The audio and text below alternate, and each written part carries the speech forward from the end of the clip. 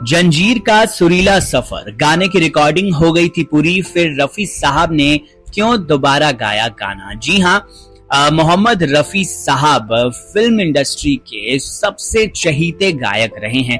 दीवाने हैं दीवानों को नजर चाहिए, ये गाना तो आपने सुना होगा। मोहम्मद रफी की आवाज में ये गाना सदियों से लोगों के दिलों में धड़क रहा है। लोग इस गीत को गुनगुनाते हैं और बस इसी गाने की यादों में ही खो जाते हैं। सदियों से ये लोग समझते हैं कि इस गाने को अमिताभ बच्चन पर फिल्माया गया था, लेकिन सच ये नहीं है। इस गीत को पर्दे पर गाने वाले कलाकार गुलशन बावरा थे। वहीं गुलशन बावरा, जिन्होंने हिंदी फिल्मों के लिए कमाल के गाने लिखे, वो इस फिल्म में छोटा सा किरदार कर रहे थे। आप ये जानकर हैरान हो जाएंगे कि जब आपको ये पता चलेगा कि गाना रिकॉर्ड हो चुका था, लेकिन उसके बाद फिर से मोहम्मद रफी ने एक बड़ा फैसला लेते हुए फिल्म के सुपरहिट गाने को दोबारा से रिकॉर्ड किया था।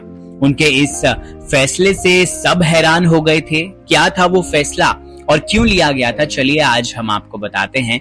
फिल्म जंजीर हिंदी फिल्मों में ट्रेंड सेट करने वाली फिल्म मानी जाती है। इस फिल्म को बॉलीवुड के सदी के महानायक से भी इंट्रोड्यूस कराया गया। ये एक ऐसी अलग तरह की फिल्म थी जिसमें बेहद जरूरी फिल्में मसाले गायब थे। दरअसल 1970 के दशक में म्यूजिकल फिल्में ही आ रही थी। लड़कियां राजेश खन्ना की अदाओं और धर्मेंद्र की पर्सनालिटी पर फिदा हो रही थी।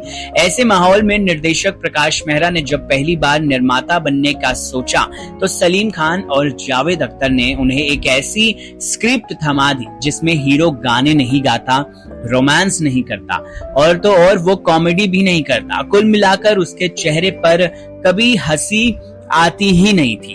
ये उस दौर में बॉक्स ऑफिस के चलन के एकदम खिलाफ था।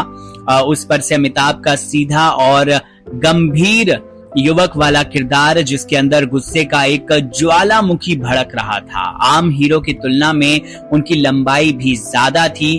तो फिर ऐसे में सबने कहा प्रकाश मेहरा ये बहुत बड़ा रिस्क ले रहे हैं। जंजीर को किसी न किसी बात पर देवानंद, राजकुमार, धर्मेंद्र के अलावा भी कई हीरो रिजेक्ट कर चुके थे, लेकिन प्रकाश मेहरा, सलीम खान और जावेद अख्तर को अपने स्क्रिप्ट पर पूरा भरोसा था। इसलिए उन्होंने अमिताभ बच्चन को लेकर ये फिल्म बना डाली। वो अमिताभ बच्चन जिसकी तब तक 12 फिल्में फ्लॉप हो चुकी थी। फिल्म बनी और उनका भरोसा सही साबित हुआ। जंजीर ने बॉलीवुड की वो सफलता लिखी जिसके बाद बॉलीवुड में रोमांटिक फिल्मों का चलन कम हो गया और मार धाड़ वाली एक्शन फिल्में लोगों को पसंद आने लगी। सिनेमा घरों में मार धाड़, हिंसा, बदला लेने और एक्शन प्रधान फिल्मों की लाइन लग गई। जंजीर में 5 गाने हैं। 4 गाने गीतकार गुलशन बावरा ने लिखे हैं। इसके एक गाने को निर्देशक और निर्माता प्रकाश मेहरा ने खुद लिखा था। सुपरहिट फिल्म के लिए कल्याण जी, आनंद जी ने अपनी सुरीली धुनें बनाई थी जिन्होंने दर्शकों को दीवाना कर दिया था।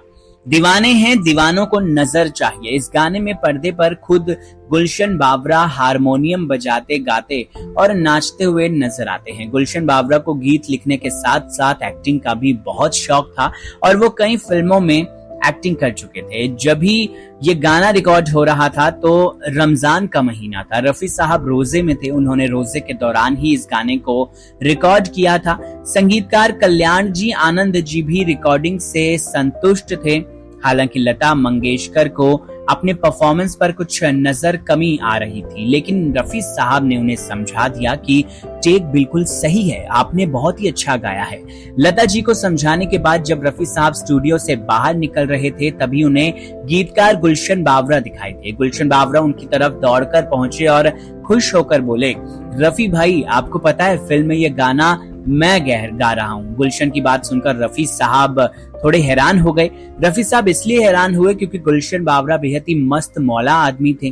वो हमेशा ऐसे कपड़े पहनते थे कि लोग उन्हें गीतकार कम और कॉमेडियन ज्यादा समझते थे। उनके मस्त मौला अंदाज और हंसमुख मिजाज के चलते उन्हें कई फिल्मों में छोटे मोटे रोल भी मिले। रफी साहब को अपनी बात पर परेशान होता देख गुलशन बावरा बोले, भाई क्या बात हो गई, आप परेशान क्यों हो रहे हो? तो रफी साहब ने गुलशन जी से कहा, आपको पहले बता देना चाहिए था कि ये गाना आप पर फिल्माया जाना है। मुझे लगा कि ये गाना अमिताभ बच्चन पर फिल्माया जाना है तो मैंने अमिताभ को ध्यान में रखते हुए ही ये गाना गा दिया।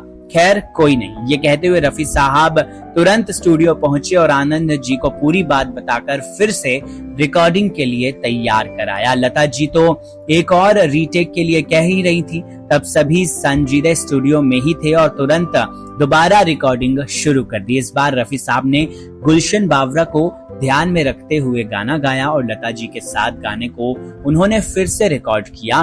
गाना सुपर डुपर हिट साबित हुआ। बहरहाल इस बड़े दिलचस्प किस्से को लेकर आपकी क्या है राय, कमेंट सेक्शन में जरूर बताइए।